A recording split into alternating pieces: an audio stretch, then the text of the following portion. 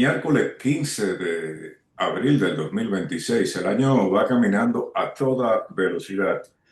Siguiendo con el ciclo de entrevistas, aquí en CNI contamos con la participación del licenciado Francisco Luciano, miembro de la Dirección Política de Fuerza del Pueblo, vicesecretario general de esa organización.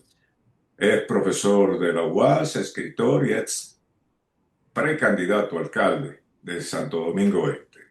Eh, Vamos a darle inmediatamente los buenos días, las buenas tardes y las buenas noches al licenciado Francisco Luciano. Luciano, gracias por estar aquí.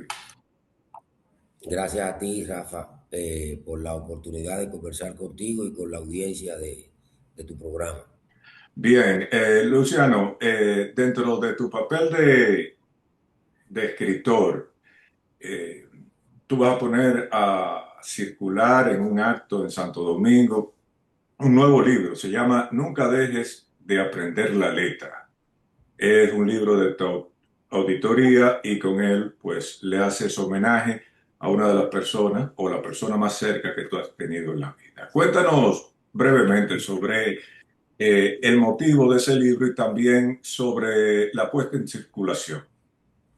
Bueno, el motivo del libro es eh, hacer el libro presenta unos 13, 14 episodios de momentos que yo viví junto a mi madre, que luego visto en retrospectiva, ya yo adulto, me doy cuenta de la capacidad de intelecto que tenía, es decir, la sabiduría que ella tenía para poder convertir situaciones incómodas, difíciles, en oportunidades. Entonces se trata de contar de manera breve, con relatos breves, cómo era ella y cuál fue su papel en la formación de sus hijos. Este libro busca que la mayoría de los hogares dominicanos que tienen mujeres al frente, alrededor del 57-58% de los hogares dominicanos, son como el hogar de donde yo vengo. Entonces, aquí hay un modelo que le dice a esas mujeres que están al frente de sus hogares que existe la manera correcta de poder ayudar a sus hijos, que no hay que sentirse derrotado por más difícil que sean las circunstancias. El título viene a cuento porque mi mamá no sabía leer y escribir, ella era oriunda del campo, no le tocó ir a la escuela y temprano ella hizo la abstracción de que sus hermanos que se educaron tenían mejor calidad de vida que los que no se educaron, y ella se fijó como una meta, como una obsesión de que sus hijos estudiáramos. Y entonces, bueno, aquí por eso viene esta obra, que es la tercera de mi autoría, y se va a poner en circulación el próximo miércoles 29 de abril a las 6:30 de la tarde en la biblioteca Pedro Enríquez Ureña, la Biblioteca Nacional de la República Dominicana. Bien, éxitos con tu libro, con la edición del libro y ojalá que mucha gente la compre. Me habías dicho anteriormente que el libro también se puede conseguir en Amazon para aquellas personas que siguen este espacio fuera de República Dominicana. Sí, el libro está en Amazon y en librería Cuesta para la República Dominicana. Bien, éxitos, Francisco, con esto. Vamos de lleno a los temas que están en, en primera plana en República Dominicana. Vi ayer que el Congreso Nacional aprobó una serie de préstamos al gobierno central. No sé si lo viste tú también. Me gustaría Sí, tu impresión acerca de la carrera eh, de bueno, préstamos que mantiene el gobierno. bueno, la República Dominicana coge un préstamo para todo, coge un préstamo hasta para hacer un folleto. Eh, es una carrera por el endeudamiento alocado. Si no se está tomando prestado para hacer inversión en infraestructura y en obras reproductivas, sino que es para cualquier cosa, para lo que se ofrezca.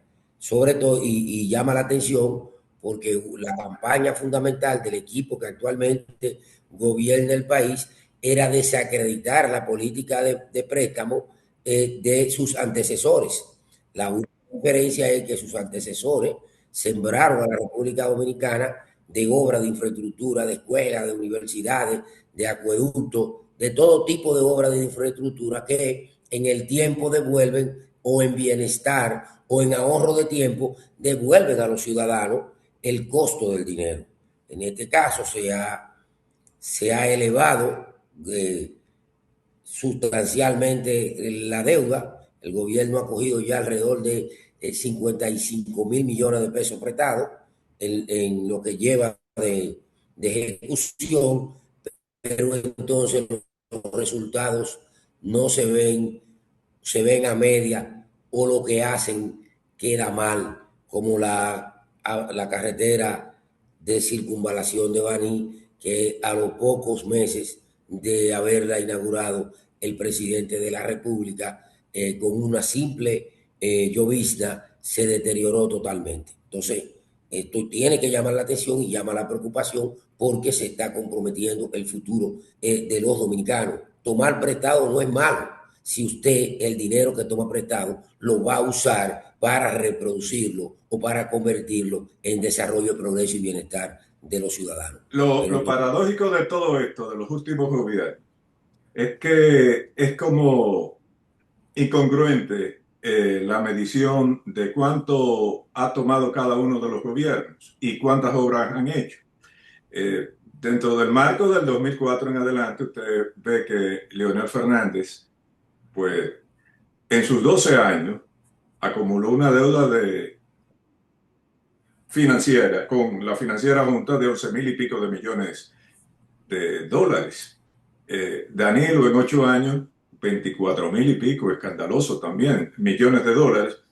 Y Luis Abinader, pues en realidad no se sabe. Pues si usted calcula la deuda que tiene el sector eléctrico, el Banco Central y el gobierno central, pues se va a echar para atrás. A mí me gustaría que tú me examinaras esa situación. La diferencia es la siguiente. Hay que decir lo siguiente, que en un periodo Leonel redujo la deuda. En el 96-2000. O sea, Sí. la redujo. En el segundo periodo llega una crisis, él llega al país en medio de la crisis bancaria del 2003, aparece por primera vez intensificado el déficit fiscal en la República Dominicana, producto de la quiebra bancaria y del derrotero que a la economía dejó su anterior gobierno. Leonel enfrentó el precio de alza más alta en los precios del petróleo que se haya registrado en la historia de la humanidad hasta este momento. Pese a eso, entonces Leonel te deja la carretera, por ejemplo, la carretera del Ámbar, te la construye. Leonel te construye la avenida Circunvalación de Santiago. Leonel te construye 2 líneas de metro. Leonel te construye 8 mamacitas de universidades regionales, de la universidad pública en Puerto Plata, en Santiago, en Barahona, en San Juan, en Higüey, San Francisco, Bonao y Nagua. Es decir, te coge a Santo Domingo, te lo transforma, te le hace 3 túneles de drenaje para sumarlo a 2 que ya habían. Hizo 5 túneles de drenaje. De los 7 que tiene la ciudad, Leonel hizo 5 en su gestión de gobierno, y te construye la biblioteca de la Universidad Autónoma de Santo Domingo, la torre administrativa en la sede central. Entonces, te construye una serie de obras que son necesarias para el desarrollo del país. Bueno, aquí hemos tomado prestado para hacer 22 parqueos en la ciudad de Santo Domingo. No se ha construido ninguno, pero el dinero se tomó. Se ha tomado prestado para reconvertir vertederos que no se reconvierten, y una serie por ejemplo, se expandió el contrato con Aerodón para hacer un conjunto de obras, de las cuales solo se ha hecho la parte de una, que es la ampliación de la 27 de febrero. Entonces tú tienes una serie de préstamos que se han tomado, y mientras no aparece en la obra, tú te das cuenta que el gobierno, por otro lado, va comprometiendo ese dinero en gasto corriente, en nómina de jubilados y pensionados, pero de gente que no le trabajó al Estado nunca, te lo lleva a programas sociales sin transparencia y entonces te está endeudando el país, pero no para hacer obras reproductivas. Y entonces esto llama la atención, preocupa, porque nos estamos comprometiendo para una pobre cosa. Porque el que coge prestado para comer o coge prestado para pagar la luz, está mal. Tú puedes coger prestado para comprar una casa, para pagar el estudio de tus hijos, pero tú no puedes coger prestado para los gastos diarios. Sí, efectivamente. Como tú eres tan acucioso, a mí me gustaría que me edificara Eso, dónde ha ido el destino de esos miles y miles de millones de dólares. ¿Dónde, Francisco, el el destino destino. de esos préstamos? Porque no se ven. Y yo creo que eso Bueno, por tiene eso, que tener algún tipo de investigación, ya sea ya o en el futuro. eso es lo que estamos cuestionando. Y esa es la explicación que estamos pidiendo. Porque si usted me dice a mí, mire, yo voy a construir 22 parqueos en la ciudad del Gran Santo Domingo para garantizar recoger los vehículos de la calle y descongestionar el tránsito. Pasan 5 años y usted no hace los parqueos. Pues y entonces el dinero que usted lo hizo. Aerodor le entregó 23, 20, en el 2023-24 775 millones de dólares que eran para ampliar una serie de avenidas, asfaltar y hacer una serie de obras que no se han hecho. El presidente ofreció a este país que iba a hacer un puente paralelo al de Villamella. Con ese dinero, pero ¿dónde está el puente? Ni el puente ni el dinero. Entonces, es una explicación que las autoridades tendrán que dar. Ya, Tendrán que dar, en su momento tendrán que dar. ok, ojalá que la den. Te voy a preguntar acerca de los últimos acontecimientos internos en República Dominicana. Una de las noticias que más le ha dolido a los dominicanos es pues el aumento de los combustibles. Eh, yo quiero, en mi programa yo he estado hablando sobre el particular y lo he relacionado con una deuda que el gobierno tiene que pagar en el 2026, que asciende a 10.970 millones de dólares, producto de 7.100 millones de dólares que tiene que pagar el gobierno, Hacienda, en este año, de intereses de la deuda y de un préstamo que se vence en el 2026, de 1.700 millones de dólares que el gobierno está atrasado con los generadores de electricidad y de 2.100 millones de dólares que el Banco Central va a tener que pagar en certificado. Y hablo de dólares y no de pesos porque esos certificados, aunque son en pesos, están garantizados en dólares. A mí me gustaría tu opinión sobre el caso. Bueno, ciertamente la realidad de la República Dominicana en términos económicos es complejo. En el 2004 la República Dominicana había logrado un crecimiento en su Producto Interno Bruto de un 5%, que ha sido lo tradicional. En el año 2025 ese crecimiento tuvo una derribada significativa porque se redujo apenas a 2.1, es decir, perdió 2.9 con relación a lo que es el ritmo de crecimiento promedio de la República Dominicana. Ya eso dice que venimos con un problema. El gobierno ha manejado el asunto del precio de los combustibles con relación a las alzas del petróleo, lo ha manejado de manera muy opaca. ¿Y por qué yo digo que opaca? Bueno, porque cuando estas autoridades fijaron un precio por encima del que había el petróleo, en el galón de gasolina, en los combustibles, y pusieron unos precios fijos, el gobierno asumió el compromiso de que si el petróleo se mantenía el precio por barril entre 85 y 119 dólares, el precio no variaría. Que si bajaba de 85 dólares, entonces el precio se revisaría hacia la baja, y si pasaba del umbral de los 119 dólares, el precio se revisaría hacia arriba. Bueno, ¿qué es lo que ha ocurrido? Durante 18 meses el barril del petróleo se mantuvo por debajo de 70 dólares el barril y el precio se mantuvo inalterable. Estalla el conflicto en el Golfo Pérsico, el petróleo se mueve a 84 dólares y a los dominicanos inmediatamente le suben 5 pesos al galón de gasolina. El petróleo sube a 92 y a los dominicanos vuelven y le suben 10 pesos más. Y luego vuelven y le suben 9 pesos más.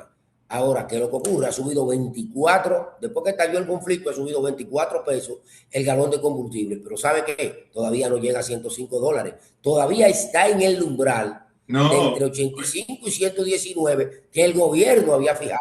yo te digo exactamente a esta hora, que son las 10:50 en República Dominicana, el petróleo, según Market Watch, en Wall Street está a 91,88. Ese es el precio instant en estos momentos. Eh, Cuando estaba a 95 dólares con 63 centavos, creo que fue el último momento, el gobierno dominicano pues se rió con la muela de atrás en términos de recaudación. Yo hice un trabajo sobre eso. Tú sabes si con los distintos tipos de impuestos que tienen los carburantes en República Dominicana, con un impuesto que tiene la gasolina premium de 81 pesos, sin variación, Por un puede estar galón. a cero y como quiera te va a costar 81 pesos. Y con todos los impuestos y cargos que le mete el gobierno estaría recaudando 279 mil millones de pesos en impuestos a los combustibles.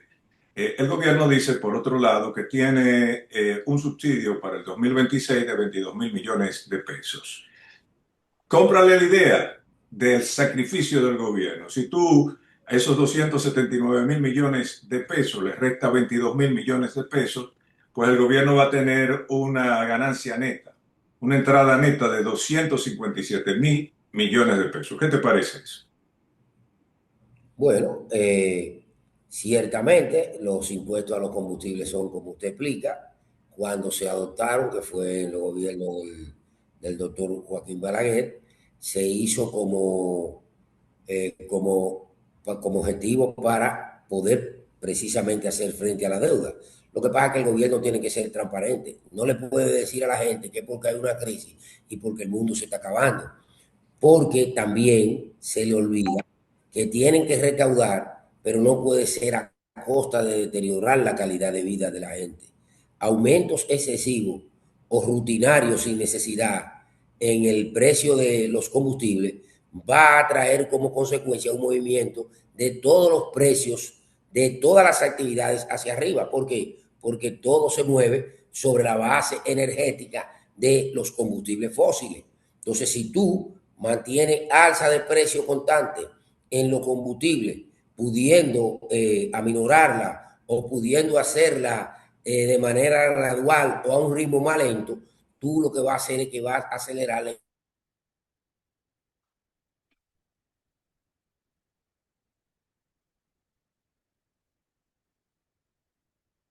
de la gente que ya de por sí en la República Dominicana el común de los trabajadores tiene bajo salario. Yo te hice la pregunta. Sí, y Yo te hice la pregunta porque de verdad que yo me enfado cuando veo a estos funcionarios con un casé en la cabeza, que a veces ni saben lo que están hablando, de que hablan de que el gobierno se sacrifica con ese subsidio, que este año vi a Paliza hablar que en esta semana el gobierno se sacrifica con casi 1.800 millones de pesos, cuando en realidad es 1.700 millones de pesos y al final dice que casi 2.000 millones de pesos. Lo que quiero significar con pero esto, al final, Francisco, ¿quién es que le da todo el dinero que manejan? ¿Quién es que le da el dinero que manejan? ¿A a quién se eso lo iba. sacan de la costilla? Pues Están a dejando eso, de percibir, porque a esos 270 y sacrificio pico de fuera. mil que yo te estoy hablando, de ahí es que sale. Exacto, entonces no es ningún sacrificio en términos real. Usted está dejando de percibir. Sacrificio fuera si usted dejara de hacer cosas para cumplir con eso, que no es lo que está ocurriendo, porque aquí el gobierno dominicano está invirtiendo alrededor de 12.000 millones de pesos para este año en publicidad, Ok, pero en publicidad para mentir. eso está aclarado. Ahora bien, vamos a entrarnos en la política. Vimos con sorpresa, o no tanta, que el gobierno designó una comisión para visitar a los líderes políticos de República Dominicana. Visitaron al presidente Medina, por un lado, de ahí salieron al otro día peleando, porque Danilo dijo una cosa que está a todas luces, está claro de que el gobierno no tiene un plan, no tiene una brújula de orientación bajo este esquema de crisis internacional y de tormenta interna, como se ve que está en República Dominicana. Iban a recibir, supuestamente hoy el presidente Fernández lo iba a recibir. Tú que eres de la dirección política, ¿qué me puedes decir sobre tu partido y sobre el líder de tu partido?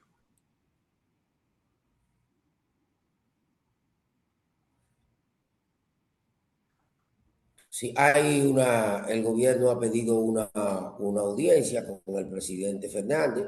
Tengo entendido que si no ha habido variación, será a las seis de la tarde y la Fuerza del Pueblo va a escuchar lo que tiene que decir el gobierno en cuanto a lo que es la Fuerza del Pueblo y la visión que tiene sobre la coyuntura actual. Ya el presidente Fernández ha externado una serie de propuestas públicas que en principio el gobierno, a través de sus distintos voceros y de una cadena mediática que actúa en línea, le cayó arriba, porque el presidente Fernández dijo que había que, si se mantiene el conflicto y el barril del petróleo se saliera de control, lo correcto era que la República Dominicana acudiera a los mecanismos de integración de la región para tratar de buscar una especie de crédito, pago una parte al contado y una parte de crédito a futuro para poder vadear la situación. Una especie,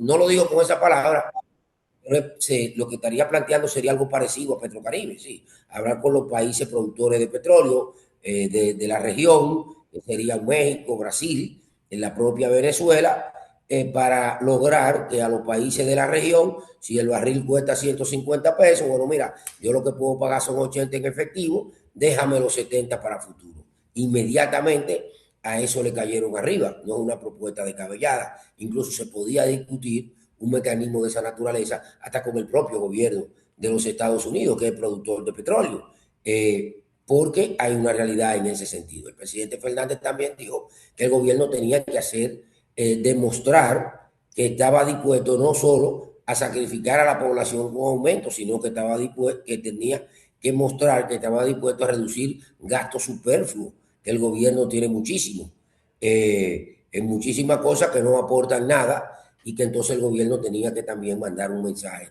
de sobriedad y de ser cauto en su propio gasto. Como por ejemplo, ponemos un ejemplo, los, los vehículos de alto consumo. Pareciera que eso es una nimiedad, pero cada vez que se desplaza un funcionario aquí en la República Dominicana, se desplaza con 14 y 15 vehículos de alto cilindraje.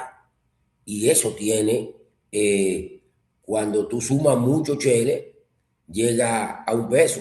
Y cuando suma mucho peso, llega a un ciento. Cuando se juntan varios cientos, entonces tenemos miles.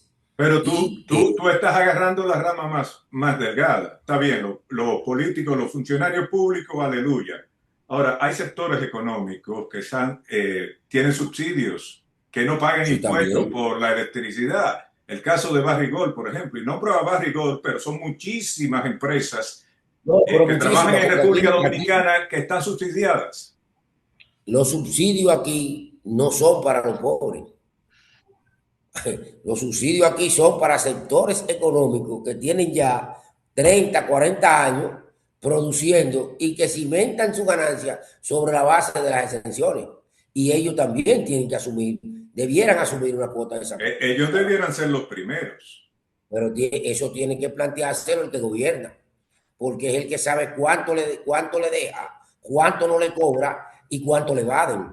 Por ejemplo, ¿Y tú crees que Abinader se inclinaría por ser justo y grabar a personas que se han beneficiado del pueblo dominicano por tanto tiempo, porque no pagan impuestos, en este caso de los combustibles? Y con la Barrigol no, pero, eso no tiene parangón, porque el oro se comercializa sobre 4.500 millones, perdón, 4.500 la onza Troy. Y entonces, usted le está premiando a esa empresa y al mismo tiempo le está cargando al pueblo dominicano, pues, el peso del barril de petróleo. Así es, pero hay más. O sea, el propio gobierno confiesa que hay una evasión del ITEVI sobre el 40%. Tú sal a buscar los evasores. Sal a buscar los evasores. Porque eso no es ni siquiera que tú se lo estés exonerando o que no se lo están ganando. Es que se lo están cobrando a otros y se lo están quedando. Sal a buscarlo. Yo quisiera Que que tú, sí, porque el ejercicio de gobernar tiene que ser responsable. Usted no puede gobernar para los likes. yo quiero que tú me digas, Francisco, no, que si viste las declaraciones del ministro de Industria y Comercio en la Asociación de Industria de República Dominicana, creo que el día de ayer o antes de ayer, ¿tuviste la oportunidad de verlo? No, no, honestamente no. Ayer fue un día complicado para mí. Yo me quedé muy preocupado después de esa intervención de Yayo Sando Batón, porque yo pensé, bueno, si esas son las cabezas que están dirigiendo el país, vamos por mal camino. Él habla de que los planes del gobierno con respecto a la crisis que surge en el país, producto del Medio Oriente y el descalabro que hay de la administración pública en República Dominicana, él habla que el, el, el plan del gobierno es que los trabajadores cuidar el ingreso de los más vulnerables y que la producción no se detenga.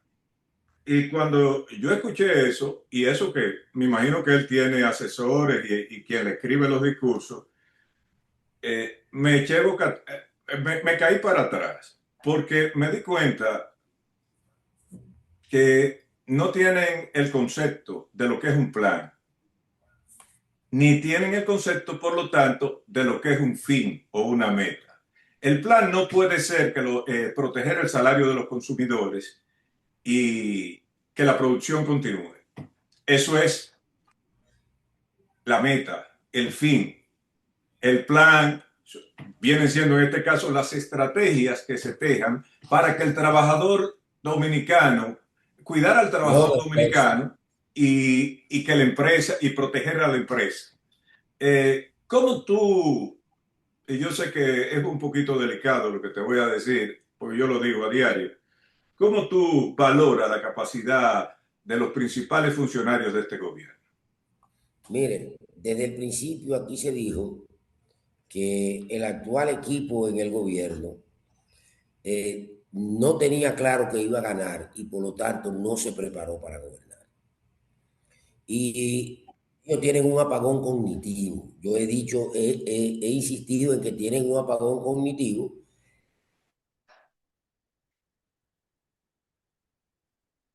Y ministro de la presidencia, el señor Paliza, cuando se destapa ante la población diciendo que ellos no sabían que el Estado era tan grande.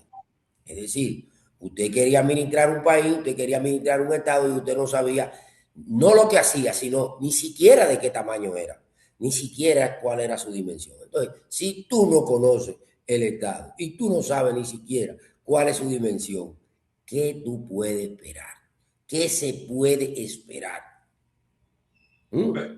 Pero es que tú hablas de Paliza, por ejemplo, y es verdad, por unas declaraciones que da.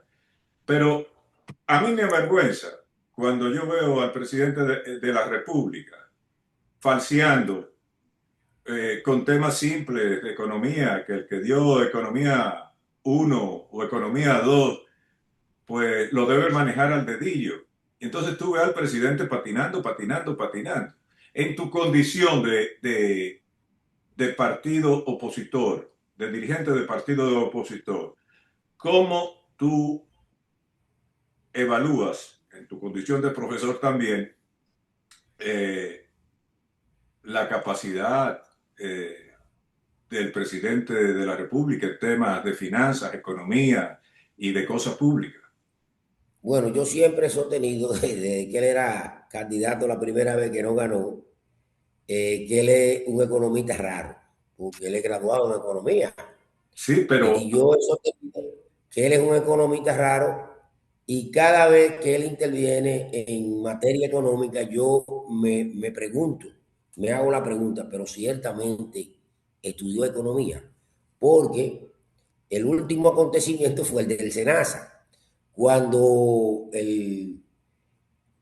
la Secretaría de Asuntos de Salud de la Fuerza del Pueblo denunció la situación de que los estados financieros del SENASA estaban reflejando un déficit de alrededor de 5.000 millones de pesos y se le pidió explicación al gobierno. El presidente de la República, en una cosa que hace, que le llaman la semanal, que es una conversación de él con periodistas, el presidente de la República dijo que ese era el papel de la oposición y que la oposición lo que quería era que sacaran del seguro de salud a los 2 millones de pobres que estaban ahí, pero que ahí no había déficit, que ahí lo que faltaba era dinero. Yo, y yo digo, ven acá, ¿y cuál es la diferencia ¿cuál es la entre un definición déficit? de un déficit? ¿Cuál es la definición de un déficit? Es esa misma, la falta de dinero. Déficit es técnico y en término coloquial es falta de dinero. Entonces, y el presidente se destapa con eso ante la opinión pública y yo veo gente aplaudiendo y diciendo, pero, hermano, usted acaba de decir lo mismo que le han dicho y no ha dado la explicación de por qué ocurre. Buenos días después nos enteramos que era que había una mafia que se estaba consumiendo con subterfugio los fondos de salud de los sectores más vulnerables de la población dominicana con una falsa facturación y cobrando procedimientos médicos que no brindaban. Entonces, oye, desde ese punto de vista tú tienes la incapacidad, el retrato de la incapacidad gubernamental. Tú lo tienes con el actual equipo de gobierno. No pegan en una, compadre. Brevemente, ¿qué tú piensas de Senasa y si tú crees la historia del presidente que él no sabía nada de eso? Bueno, el hombre más informado de la República Dominicana, que se lo estruja todos los días a la oposición, diciendo que él es el hombre más informado, no sabe lo que ocurre en la principal institución de carácter social de la República Dominicana. Tú podrías creerle o no, pero siempre va a quedar la duda de si sabía o no sabía. Pero Eh, se ha señalado que parte de lo que se robaron en Senasa fue a parar al PRM para la reelección del candidato. Se ha señalado no, con juramento y ante un juez, uno de los acusados dijo que el dinero que se tomó era para la campaña del PRM, que por eso yo he dicho que nosotros, los ciudadanos dominicanos, debiéramos estarle siguiendo al PRM que devuelva el dinero que le dieron del SENASA para la campaña y que lo retorne al SENASA. Francisco, el tiempo se fue. Tenemos que hablar en otra ocasión porque quedaron muchísimos temas. Un placer tenerte aquí en Canal Nacional de Informaciones CNI y desearte suerte tanto en la Fuerza del Pueblo como en tu vida personal. Muchísimas gracias, Rafa, por la oportunidad y por esta conversación de calidad. Bien, gracias a Francisco Luciano. Usted, quédese en línea en Canal Nacional de Informaciones CNI, donde planteamos las cosas como son.